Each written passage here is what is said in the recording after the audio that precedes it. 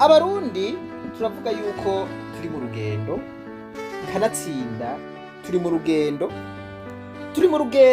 rugana he? Turi mu rugendo rutuganisha kw'iterambere rirama, turi mu rugendo rutuganisha ku mahoro arama, turi mu rugendo rutuganisha muri ca gihugu c'amata n'ubuki, igihugu c'umunezero. Ngaha tuvuze umunezero, hari abantu barose inyigisho biyumvira ko tuzonezerwa dushitse mw'ijuru gusa. Oya, ahubwo Imana yadushizeho ngo no ngaha kw'isi tuhanezererewe. Kanatsinda hariho ibihugu birimwo umunezero, hariho ibihugu birimwo amahoro, hariho ibihugu birimwo iterambere. None abo si abantu b'Imana? Twebwe hari ubumera bw'Imana twariye? Ngomvye kuzana iki gicapo kugira ngo mwumve, twibukanye iyo urugendo rwacu ruriko rugana. Tibuka canke atazi yuko igihugu c'Uburundi kuva na kera twakuze twumva ko ari igihugu c'amata n'ubuki. Iryo sezerano turarifise, kandi hariho n'ibibigaragaza, naho ico gihugu c'amata n'ubuki tutarakibona canke tutaragishikamwo. Muri uru rugendo rero ntivyoroshe, turafise ibigeragezo bitari bike, kandi bamwe batanguye kubihakana, ariko ubu birigaragaza. Hari ibintu vyinshi bitubuza umunezero. Hari ubukene, hari ukubura ibi canke biriya, hari ubushomeri, hari ukubura igitoro, hari ukubura amatara, hari kubura amazi, hari ukutumvikana. Aha ndavuga mu vya politiki, hari ubusuma, hari ukwigungirako, hari akarenganyo n'ibindi vyinshi ntiriwe ndavuga. Ivyo vyose bitubuza wa munezero. Umunsi rero ndahindura gatoya inyigisho kugira ngo niki kintu tugitahure. Ivyo vyose mpejeje kudondagura, abenshi tubisuka ku butegetsi, tuvuga yuko ubutegetsi ari bwo bubi, ivyo vyose ari bwo buriko burabituma. Uno munsi tugomba turabe neza neza iyo ivyo bintu bifise inkomoko. Mbega kugira ngo harinde haba ubutware canke ubutegetsi bubi, biba vyavuye kuki? Niyihe nkomoko? Niyihe nyendamuvano? Mbega ubutegetsi bubi ni ingaruka mbi canke ni inkomoko?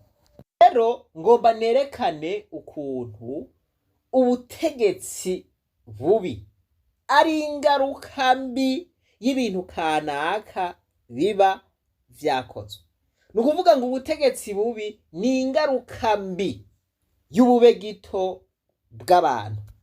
Kenshi turagiriza ubutegetsi, ibibi bikorwa n'ubutegetsi, mugabo ntiturabe ubube gito bwacu, ntitumenye yuko ubube gito bwacu ari bwo butuma ivyo vyose biba.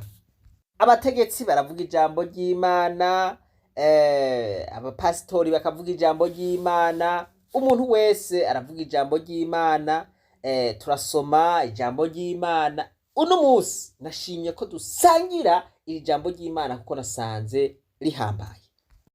Ngomba mbanze nerekane ukuntu ivyaha vyacu, akabi kacu ari vyo bituma dutwagwa ukutariko, dutwazwa igitugu, dutwagwa n'abatugirira nabi. Imana yonyene ibibona ikabireka bikaba. Mu Bacamanza igice ca 2 ku murongo wa 20 haravuga ngo, maze uburake bw'Uhoraho buziriringira Abisirayeli, akavuga ati rihanga ko ryishe isezerano ryanje nasezeranye na basekuruza, ntibanyumvire, nanje sinzosubira kwirukana ihanga na rimwe ngo ribabise. Muyo Yosuwa yashizeho igihe yapfa. Murumva yuko Imana yemeye kubagomorera mu yandi mahanga kugira ngo abacure bufuni na buhoro kubera ibibi vyabo. Nukuvuga ngo bamenye isezerano ry'Imana, basenga izindi mana, barazunamira, bakomantaza imitima, ntibizera. Ivyo tubisanga mu murongo wa 19. Wa 22 Imana iravuga iti reka ndabageragereshe ayo mahanga kugira ngo ndabe yuko bopfuma biyumvira kugaruka mu nzira zanje, ndabe ko bongarukako canke bazokwanka. Mu gice cya 3 ku murongo wa 3 haravuga ngo harabaganwa 5 b'Abafilisitiya n'Abanyakanani bose n'Abanyasidoni n'Abahiwi n'Abalebanoni uhereye ku musozi Bayali Herumoni ugashitsa ahafata Ihamati. Abo ni Buhoraho yaretse kugira ngo abageragereshe Abisirayeli. Kuko Imana yaretse Abanyisirayeli bagacugwa bufuni na buhoro, bagakorokera mu vyara vy'aba bami kugira ngo babatware uko bishakiye, babatwaze igitugu kubera ibyaha bakoze. Imana rero yarabagerageje kugira ngo irabe yuko bosubira mu nzira zayo. Ku murongo wa 6 ku murongo w'indwi urabona yuko Abanyisirayeli bamaze gutota bakegerana neza kubera gucugwa bufuni na buhoro bw'abo bami. Ku murongo w'9 haravuga ngo maze Abisirayeli batakambiye Uhoraho abahagurukiriza uwuza kubakiza yitwa Otinieli mwene Kenazi. Uhoraho amuza ko ahinduka umucamanza w'Abisirayeli. Ku murongo w'11 haravuga ngo nuko ico gihugu gihabwa impore kumara imyaka 40, maze Otinieli mwene Kenazi arapfa. Nukuvuga ngo uburongozi bubi nico gihano Imana ihanisha abantu base kuyumvira, abantu bakomantaza imitima, abantu bakora ubegito bwose. Ico nico gihano Imana ibaha. Kwabo baremeye baricisha bugufi, bemera kabi kabo, batakambira Imana barayiririra, nayo ibahagurukiriza uwuza kubakiza. Uwo nawe ni Otinieli, kandi baciye babaho impore imyaka 40 yose gushika Otinieli apfuye. Ibi bihe rero bibi twebwe abarundi turiko turacamwo, ibihe vy'intwari itabereye, ibihe vy'ubukene, ibihe vy'ukubura ibi na biriya. Baguma tuvuga yuko Satani yatunyaze umunezero. Ego nivyo, nta munezero dufise, mugabo tubanze turana mbega izi singaruka mbi z'ivyaha twakoze, izi singaruka mbi z'amacakubiri, z'ubwicanyi, z'ububeshi, z'uburyarya bwuzuye muri twebwe abarundi. Nariko nderekana ukuntu ubutegetsi bubi, intwaro itabereye ari ingaruka mbi y'ivyaha abantu baba barakoze. Nico gihano Imana ihanisha abantu kugira ngo ibagerageze irabe yuko boyigarukako. Abisirayeli baronka impore mu gihugu cabo mu mpande zose. Bakoze iki? Nemeye kwicisha bugufi. Reka dusangirire hamwe iyindi nkuru iri kerere, aho Imana yabujije Abanyisirayeli gukora ibintu baca barabikora. Turabe ingaruka mbi vyabagiriye. Je muri Yezira igice c'9 n'igice c'10. Umutwe w'amajambo ku gice c'9 haravuga ngo Ezira abarigwa kw'abantu b'Imana bifatanije n'abanyamahanga. Imana yari irababujije ati ntimuzorongora abanyamahanga kazi, bafise imana zabo, izo mana nizo muzoca musenga, ivyo bigirwa mana nivyo muzoca musenga, ntimuzokwifatanye nabo. Rero b'Abanyisirayeli banka kumvira ivyo Imana yababwiye, baca babarengeramwo, barabarongora, babavyaramwo n'abana. Ezira ati maze numvise ivyo nitantamurirako imvune, impuzu be n'imitamana, nishikura umushatsi, nishikura n'ubwanwa, nicara numiwe. Hondi hakoranira abahindishwa agashitsi n'ayo majambo. Rero yaciye atangura gusenga yatura ibyaha byakozwe n'abantu b'Imana. Igice c'icenda ku murongo wa 6 Ezira aravuga ati, ndavuga ntewe Mana yanje, isoni ziriko ziramwa mu maso hanje hahindanye, imbuza kukunamurirako amaso. Mana yacu, kuko ibigabitanyo vyacu bigwiriye, bikaba umurengera, ivyo twakoze biradutsinze, vyarundanye bigera mw'ijuru. Hereye mu bihe vya basogokuruza twamye dukora ibidutsinda vyinshi cane, gushitsa na bugingo n'ubu, kandi ibigabitanyo vyacu nivyo vyatumye twe n'abami bacu n'abaherezi bacu tugabugwa mu maboko y'abami bo mu bindi bihugu, agenda twicwa n'inkota, tukajanwa turi imbohe, mu yandi majambo bagirwa baja, tukanyagwa utwacu. Mana yanje, Mana yanje, tukaba ibimaramare nk'uko bimeze uyu munsi. Iri ni jambo, aya majambo ndiko ndavuga muyisomere. Murumva bwa bube gito bwose bakora, murumva ivyo bubakwegeye kugwa mu vyara vy'abami babatwaza igitugu, bakiba ivyabo ku mugaragaro, bakabicisha inkota, bakabagira abaja babo. Yuko Imana ireka abantu bagateseka, bagacugwa bufuni na buhoro, bakababaja, bakibwa ivyabo, bakabona amabi yose kubera ivyaha bakoze. Ibirindiriye iki? Ibirindiriye ko abantu bikubita agashi, bagaca bugufi kugira ngo bayigarukeko. Turiko turabira hamwe ukuntu mbega ibiriko biradushikira, aho ntizoba ari ingaruka mbi z'ubube gito bwacu twebwe abarundi, ntizoba ari ingaruka mbi z'ugukomantaza imitima yacu, ntizoba ari ingaruka mbi z'ukutumva, ntizoba ari ingaruka mbi za ya macakubiri yatunyoha mu mitima, akantu ngo tugeraho tuba ibimaramare. Musi abarundi kumva ibiriko biratubako mu bindi bihugu hose, bimwe bimwe atabiriko birabayo, ntitumaramara. Kumva tubayeho mu buzima bubi, turabakene kw'isi yose, tubuze igitoro, tukabura ingene twivuza, tukabura amazi, tukabura iki na kiriya, suma ubunyonozi bukarenga, tukibwa izuba riva, akarenganyo kakarenga, isi ikaduharira ivomo, ikavuga iti ibi bintu biriko birabako wapi, ubu bwicanyi buriko burababako wapi, ntidushobora kwicarana n'abantu bameze uko. Mbega akasa kamaramaza. Voilà. Murongo 13 reka turabe uku kwicisha bugufi baciye bagira.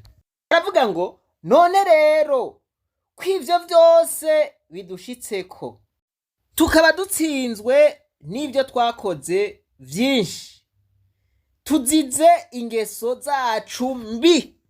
Murumva ko baciye bugufi, baremeye akabi kabo. Nawe Mana yacu, ukaba utaduhanye igihano gikwiranye n'ibigabitanyo vyacu. Murumva yuko naho bari bamerewe nabi, bari bagikiriho kameme, Imana ntiyari yabishe. Ku murongo wa 15 aravuga ati, uhoraho Mana y'Abisirayeli, ni wewe ugororoka, kuko twebwe dusigaye turamasigarira nk'uko bimeze uyu munsi. Raba turi imbere yawe, dutsinzwe n'urubanza. Ivyo nivyo bituma tudashobora guhagarara imbere yawe. Ku gice c'10 ku murongo wa mbere haravuga ngo, nuko Ezira agisenga yatura kandi arira, yikubise hasi imbere y'ingoro y'Imana, ikoraniro rinini cane ry'Abisirayeli, abagabo n'abagore n'abana bakoranira ahari, kandi abantu barira cane. Maze Shekanya mwene Yehiyeli, umwe mu bandurutse kuri Elamu, abwira Ezira ati, twacumuye ku Mana yacu, ko twabiriye abanyamahangakazi bo mu mahanga yo muri ibi bihugu. Yamara naho bimeze bityo, haracari ivyizigiro vy'uko Abisirayeli bokira akaburungu. Aravuga ati, nukuri naho twakoze aka kabi kanuka, haracariho ivyizigiro ko Abisirayeli bashobora gukira. Batahuye ububi bwabo, ubube gito bwabo, bari batahuye ingwara bafise. Nico gituma bavuga ngo iyo ingwara imaze kuboneka, ugukira kuba kwegereje. Reka turabire hamwe ico baciye bakora. Umurongo wa 3 haravuga ngo, nuko rero none dusezerane isezerano n'Imana yacu yuko twirukana abo bagore bose n'abana bavyaye, dukurikiye inama yawe mugenzi, iyo bubaha icagezwe c'Imana yacu, kandi bigenzwe nk'uko ivyagezwe bibigera. Ku murongo wa 4 haravuga ngo, va hasi kuko ari ivyawe, kandi turi kumwe nawe, shira ubwoba ubikore. Nuko Ezira ava hasi, arahiza abakuru b'abaherezi n'abarewi n'Abisirayeli bose yuko bazobigenza nk'uko bagiye inama.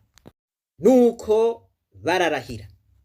Nuko amasengesho ni meza, ariko amasengesho ategerezwa gukurikirwa n'ibikorwa. Baricaye hamwe baravuga bati, bagabo, tugira amasezerano, twikureko ivyatugoye, twirukana aba bagore n'abana, maze dusezerane n'Imana yuko tutazosura ibi bintu. Bati, Ezira, ibi bintu ni ivyawe, tuje imbere, wowe urabishoboye, turi kumwe. Hanyuma bararahira. Nico gituma bavuga ngo ibigiye inama bigira Imana.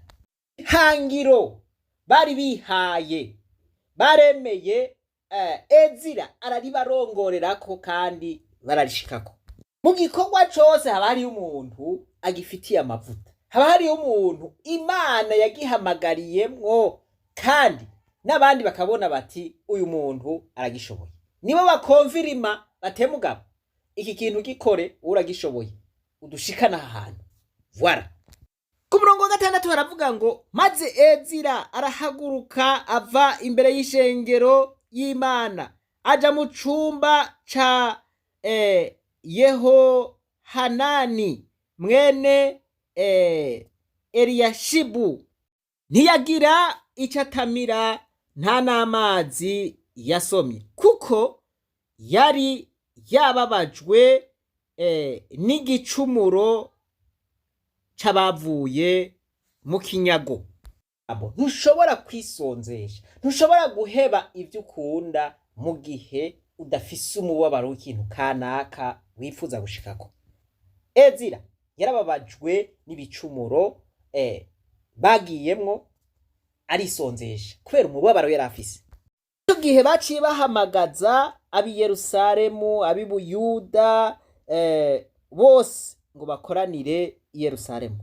Ngo kandi ngo, aha ni ku murongo w'8, mu minsi 3 utazoba yaje nk'uko abakuru n'abashingantahe bahuje inama, azonyagwa ivyiwe vyose, kandi nawe ubwiwe agacibwa mw'ikoraniro ry'abavuye mu kinyago.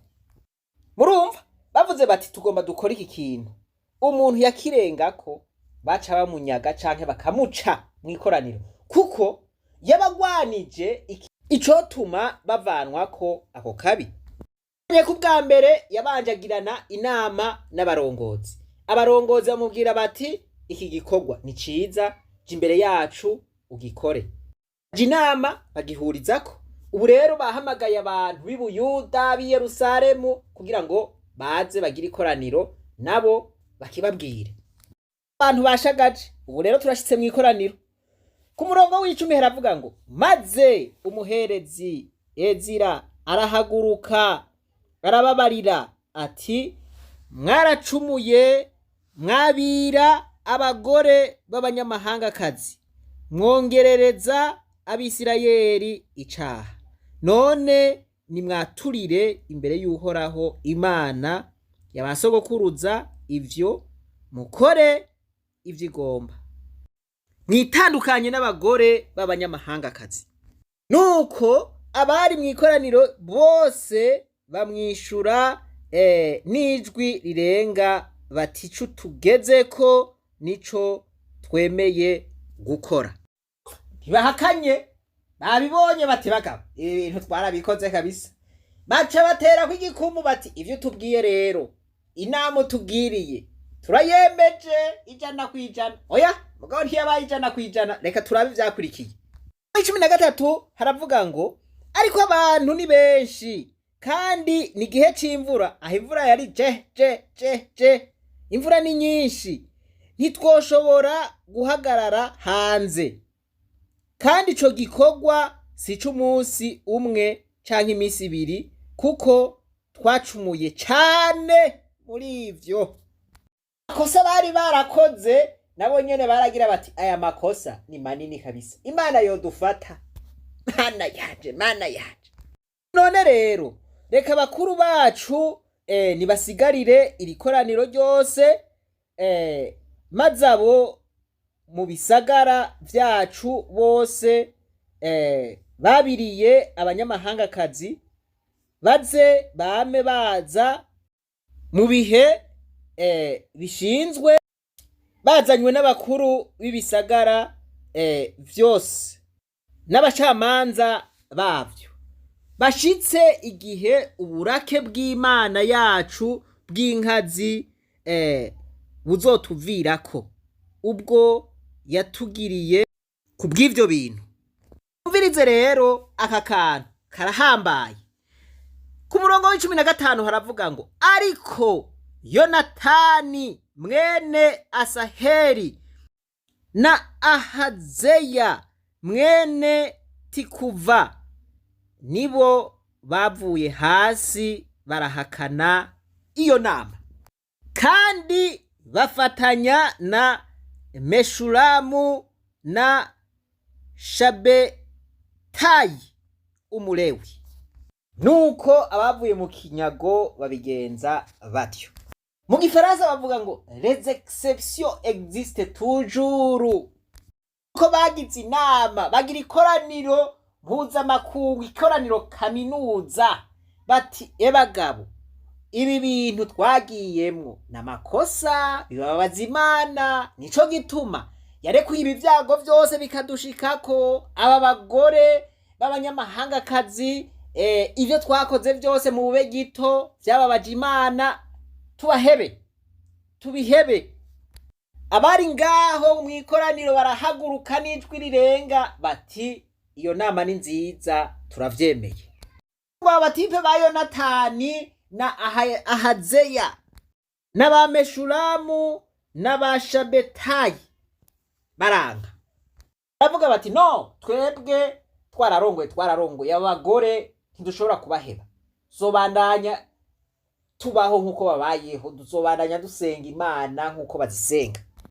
Rero kino gihe natwe turabayeho mu buzima bubi, kandi ubwo buzima bubi tubayemwo ni ingaruka mbi z'ivyo twakoze, z'ubube gito twakoze, z'amacakubiri yamase mu mitima yacu, z'ubwicanyi bwabaye, z'uburyarya buri mu Barundi, z'uburozi bwamase mu mitima y'Abarundi, akarenganyo twagiye turakoranira murakazi gushika n'ubu. Ako karenganyo ntituragatorera umuti, ivyagiye biratugora byose ntiturabitorera umuti. Nukuvuga ngo ubu rero tuvuze duti ebagabo harageze ko twicara hamwe ivyo vyose byatugoye tuvyikureko, maze dusubire mu nzira nziza zinezera uhoraho. Ibi ni bya biganiro wampaye inka, aho twavugana duti bagabo iki caratugoye, iki ntitwogisubiramo, iki twogitorera umuti gute, iki mu mateka y'Uburundi ntikizosubira kubaho. Tugaca tugira indahiro tukavuga duti ibi bintu vyaratugoye bidushikana habi, ntibigasubire kutugora. Abarundi muri rusangi bagaca bagira bati iyo nama turayemeje, niyo aho ibintu vyoba ari vyiza gute, naho inama yoba ari nziza gute, nukuvuga yuko hatabura abayihakana. Tuvuga duti bagabo habeho ibiganiro, abatari bake murumva yuko bavuga bati ibiganiro ntibibeho. Mugabo hariho n'abandi babihakana bagira bati no, reka twibereho nkuko twari tubayeho neza, nta ngorane n'imwe dufise, reka twigumire uko. Abo ni ba Yonatani na ba Yahazeya. Aho wowe uri kuranyumviriza ntiwoba uri Yonatani canke Yahazeya, ntiwoba umeze nk'abo bagabo uvuga uti oya ubuzima tubayemwo vrema, kubera iki hobeho ibiganiro, ivyo biganiro vyodushikana kuki, reka twibereho nkuko tubayeho. Mugabo abandi bantu benshi babayeho nabi, batesetse, babayeho mu bukene, babayeho mu myidogo, mu myidodombo, washigikira yuko amacakubiri mu Burundi tuyarandurana n'imitsi. Ubube gito bwose twagiye tugira buhagaze kuri ayo macakubiri, ibintu vyose vyagiye birononekara tukabisubiza ku murongo, hanyuma tugasubira mu nzira y'Imana, tugasubira mu nzira y'ubutungane. Canke uvuga nka ba Yonatani uti ivyakozwe reka reka ibi twebwe vyaraduhaye inyungu, reka twaravyungukiyemwo, reka vyigumire uko. Voilà, uhagaze he muri izo mpande zibiri? Ku murongo w'16 haravuga ngo maze Ezira umuherezi na bamwe bo mu bakuru b'amazu y'abasekuruza batogwa nk'uko amazu yabo ari, bose bahamagagwa mu mazina yabo, nuko ku munsi wa mbere w'ukwezi kw'icumi baricara barabisuzuma. Voilà, ku munsi wa mbere w'ukwezi kwa mbere bari barangije ivy'abantu bose bari barabiriye abagore b'abanyamahanga kazi. Ariko baragira evaluation, bagira bati mbega ko twakoze iki gikorwa, igikorwa twagikoze neza, twagikoze nkuko twari twagiteguye. Voilà, ikicigwa twiziki, twize yuko ibintu bibi bidushikira mu buzima tubayemo, gutwazwa igitugu, intwari itabereye, ubusuma, akarenganyo, ubwicanyi, kwicishwa imbugita canke inkota, ari ingaruka mbi canke ari igihano Imana ireka kikaja ku bantu kubera ivyaha bakoze, kubera ubube gito bakoze, kubera ivyo bagenderamo. Abo bantu bakora ivyo bamaze gutahura ubube gito bwabo, kubera iki? Kubera ivyo bariko baracamwo, kubera ubugaragwa bariko baracamwo. Voilà, bagatahura batebagabo, erega ubu bugaragwa ni ingaruka mbi za bimwe twakora. Hanyuma bagaca baca bugufi, bakaja imbere y'Imana, bakayiborogera, bakayiririra. Voilà, Imana iraheza ikabagirira neza. Mugabo ngaha turabonye yuko amasengesho, uko kwisonzesha, voilà, sivyo bikorwa gusa, harabaho n'ibikorwa. Voilà, omvye rero yuko iri jambo ry'Imana ridufasha, riduha igicapo c'urugendo turimwo nk'abarundi. Ega ubu ntitumaze kubwirwa inzira twocamwo kugira ngo dushobore gushika ku mahoro nyayo, kugira ngo dushobore gushika kw'iterambere nyaryo, kugira ngo dushobore kogorora tuve muri izuguruzuguru ya misi yose. Voilà, tumaze gutanga ivyigwa bingana gute twerekana ukuntu twokogorora. hari uwo kwitwaza yuko atavyazi. Uvuga yuko atavyazi narabe urugendo rw'igihumbi na 66 yongera arabe urugendo rw'amajana 925 volume ya mbere n'iya kabiri zose zifise volume zibiri kuvayo ku murongo wa 33 ku murongo wa 3 gushika ku wa 4 haravuga ngo muje muri ico gihugu itemba amata n'ubuki, ariko jeho sindugana namwe ngo ngendere hagati muri mwebwe, kuko muri hanga ritagondwa izosi, nohava ndabatikiriza mu nzira. Imana nico gituma navuze nti iki cigwa nico kwisuzuma. Abarundi aho nituri abantu b'intagondwa, abantu batagonda amazosi, abantu bakomantaza imitima. Tumvira rero n'icaha kibi cane. Reka turabe muri Yeremiya ingene bakivuga. Yeremiya igice ca 17 ku murongo wa 23 haravuga ngo yamara bo ntibanyumvira canke ngo batege amatwi, ariko bagamika amazosi ngo boye kumva canke ngo bemere kwigishwa. Abanyisirayeli kubw'ubube gito bwo kutumvira bamaze imyaka 40 mu bugaragwa, kandi abantu bose batumviye, abantu bose batizeye baguye mu bugaragwa kiretse Karebu na Yosuwa. Muri iyo generation nibo bashitse mu gihugu c'isezerano, ca gihugu c'amata n'ubuki. Rero urugendo turimo twebwe abarundi ni urugendo rutuganisha mu gihugu c'amata n'ubuki, ariko turabe twisuzume ko tutoba turi babandi batagondwa amazosi. Turabe yuko atari twebwe turiko turitevya mu vyo turimwo. Turabe yuko tutari ba Yonatani na ba Yahabeti, bamwe bankinama abandi benshi bahurijeko.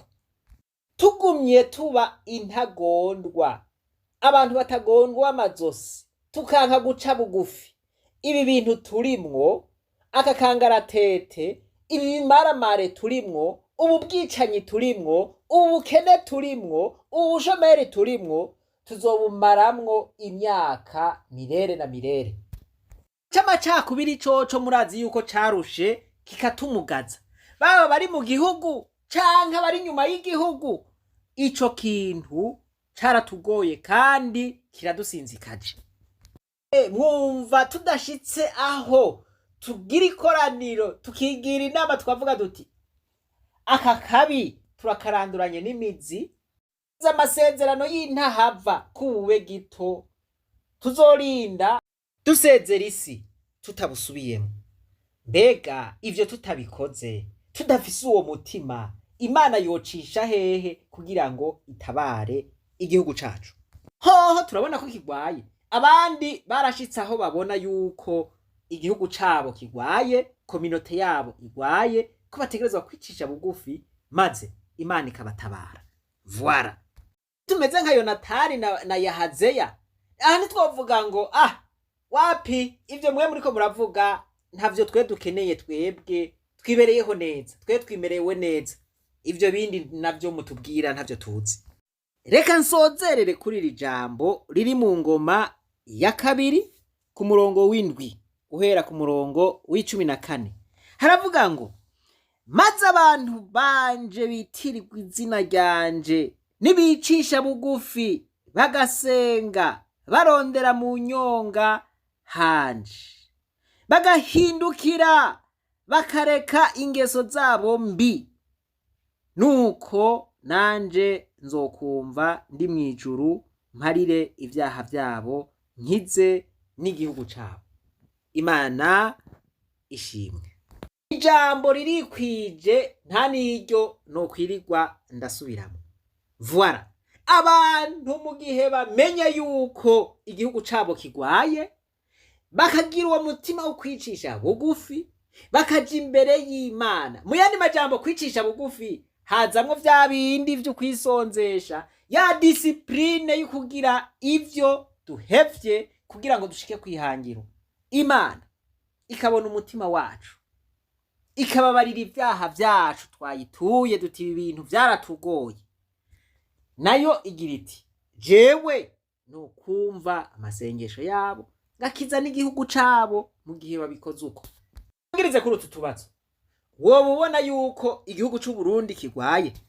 Woba ubona yuko hari ingeso canke ubube gito twagiye turakoranira bwotuma dusaba Imana imbabazi ikatubabarira tukavuga duti ibi bintu tubigize indahiro ntituzobisubira?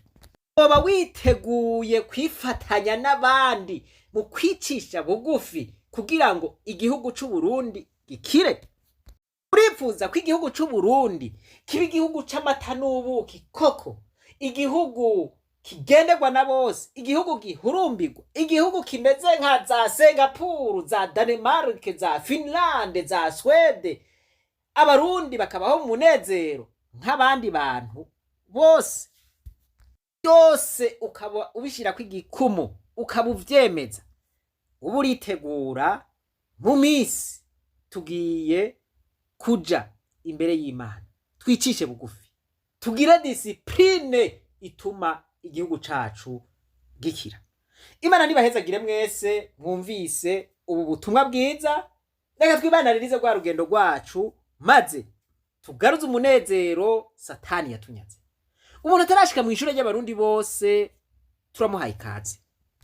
Yihebuye iyo ntizera kuzogirirwa neza mw'isi y'abakiri bazima.